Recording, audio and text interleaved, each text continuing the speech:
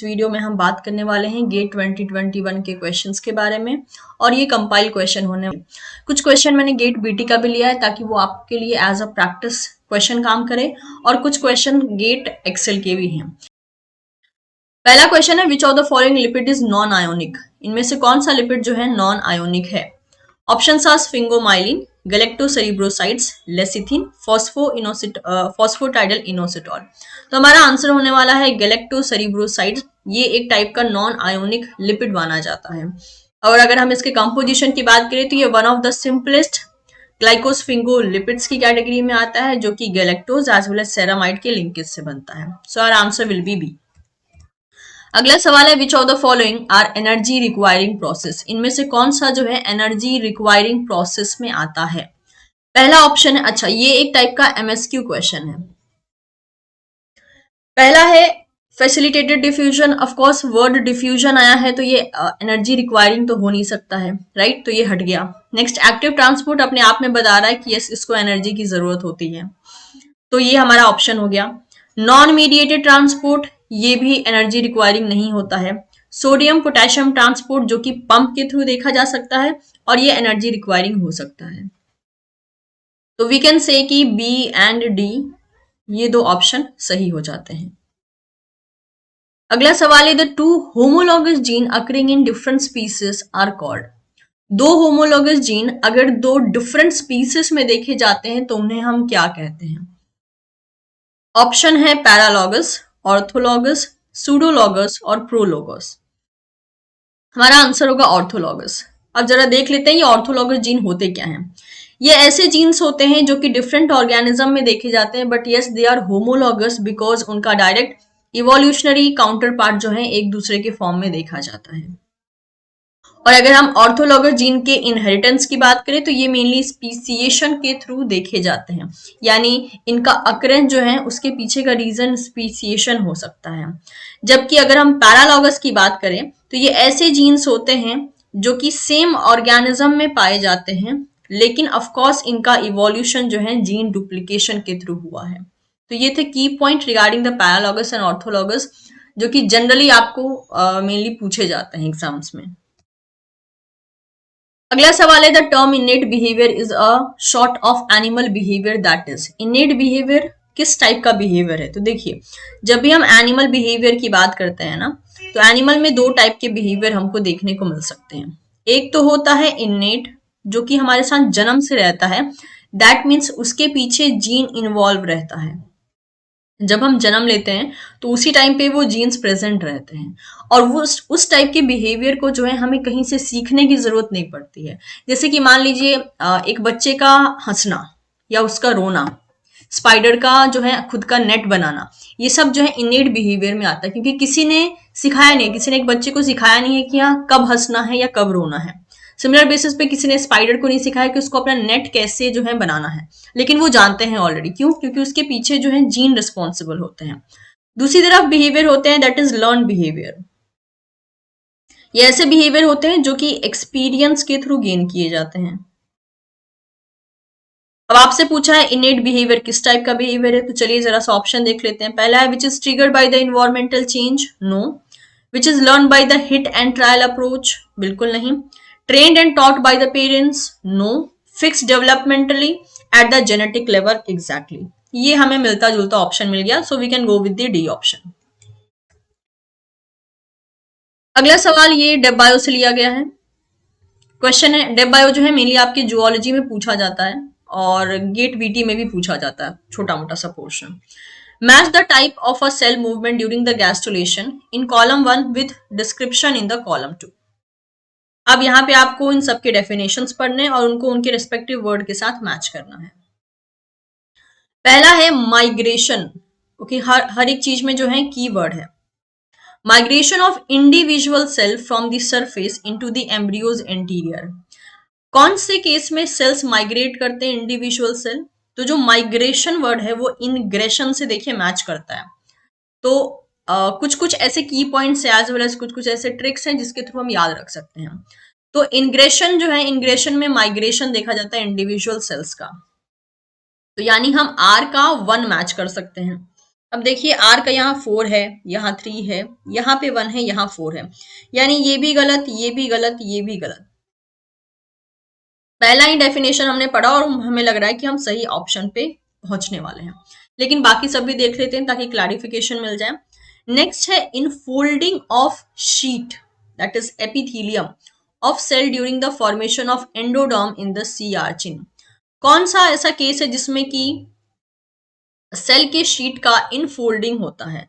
तो इनफोल्डिंग किस केस में देखा जाता है? ये देखा जाता है मेनली इनवैजिनेशन के केस में, तो हम कह सकते हैं पी का 2 होगा। नेक्स्ट है splitting of one cellular sheet into the two nearly parallel sheet. ये देखने को हमें मिलता है डीलमाइनेशन में। सो एस का हो गया 3, इसको भी चलिए मैच कर लेते हैं। क्या इसका 3 इन्होंने देख रखा है? यस। लास्ट बच जाता है इनवर्ड मूवमेंट, ये था कीवर्ड। इनवर्ड मूवमेंट जो है इन्वॉल्यूशन में होता है of an expanding outer layer of a cell so that it spread over the internal surface of the remaining external cell. तो इसका जो है हमारा ऑप्शन हो गया दैट इज क्यू का हो गया हमारे पास 4। अब मैच कर लीजिए, ये आपका आंसर मिल जाएगा, दैट इज ऑप्शन सी।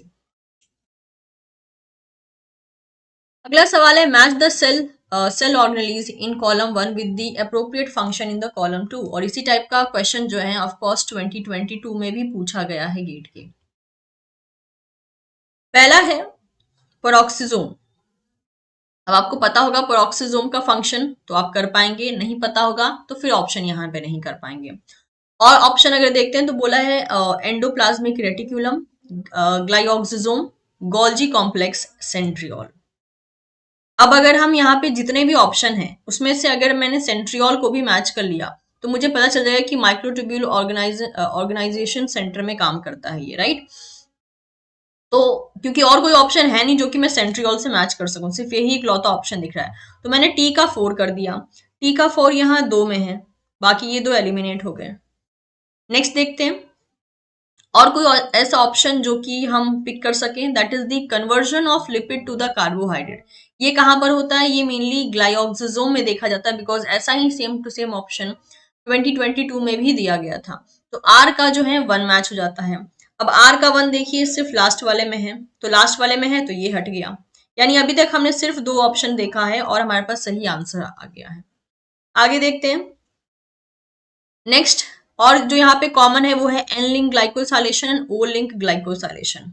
और अगर मैं देखती हूँ एन लिंक ग्लाइकोसाइलेशन, ये कहाँ पे देखा जाता है? ये मेनली ईआर में देखा जाता है। तो ये हो गया 3, दैट इज एंडोप्लाज्मिक रेटिकुलम में एन लिंक ग्लाइकोसाइलेशन होता है। जबकि ओ लिंक ग्लाइकोसाइलेशन कहाँ देखा जाता है? गोल्जी में, राइट। तो एस का जो है 5 हो गया। अब देखिए सिर्फ एक ही बच गया है पेरोक्सिसोम, जिसमें क्या होता है? फैटी एसिड का ऑक्सीडेशन होता है, अगर आपने बायोकेमिस्ट्री में पढ़ा होगा तो। ये हो गया पी का 2। इस हिसाब से अगर देखते हैं तो हमारा 4th ऑप्शन सही हो जाता है। नेक्स्ट है which of the following options, ठीक है, represent the animals as a endemic to India. ये एक टाइप का एमएसक्यू क्वेश्चन है। कौन से यहाँ पे एनिमल जो है इंडिया के लिए एंडेमिक है? ऑप्शंस आप देख सकते हैं। पहला है पिग्मी हॉग, जो कि ऑब्वियसली इंडिया के लिए एंडेमिक है। Mountain bongo, no. फिरोला, नो। Purple frog, yes. तो अगर हम एनिमल्स की बात करें जो कि इंडिया में एंडेमिक है तो ये हो जाएगा ए एंड डी। ये एक डेटा बेस्ड क्वेश्चन था, याद है तो आप आंसर दे पाएंगे, नहीं याद है तो नहीं दे पाएंगे, ठीक है। अगला सवाल है the process by which intracellular macromolecule are supplied by the lysosomal degradation during the nutrient starvation. काफी सारे हिंट्स हैं।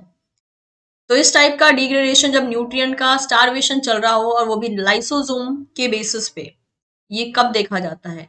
ये एक बहुत ही फेमस प्रोसेस है जिसे हम बोलते हैं ऑटोफाजी, राइट। एपोप्टोसिस नहीं होगा, ऑटोफाजी होगा, बिल्कुल फैगोसाइटोसिस नहीं है, पिनोसाइटोसिस भी नहीं है। अगला सवाल which of the following layers is or are formed from the inner cell mass. कौन से लेयर इनर सेल मास से बनते हैं? ऑप्शन है ectoderm, endoderm, mesoderm, trophoectoderm. और ये है एक टाइप का एमएसक्यू क्वेश्चन। तो of course it is ectoderm, endoderm, mesoderm. Already gastrulation process में आप देख चुके हैं। आंसर हो गया ए, बी एंड सी। अगला सवाल है, which of the following cell organelle is or are surrounded by a single phospholipid membrane? Options are Golgi apparatus, lysosome, mitochondria, nucleus. Nucleus and mitochondria जो है ये डबल मेम्ब्रेन ऑर्गेनेल होता है, जबकि गोल्जी apparatus एंड लाइसोसोम ये single हो सकते हैं। तो ये हो गया आपके A and B. Cell biology में ये आपको बताया गया है।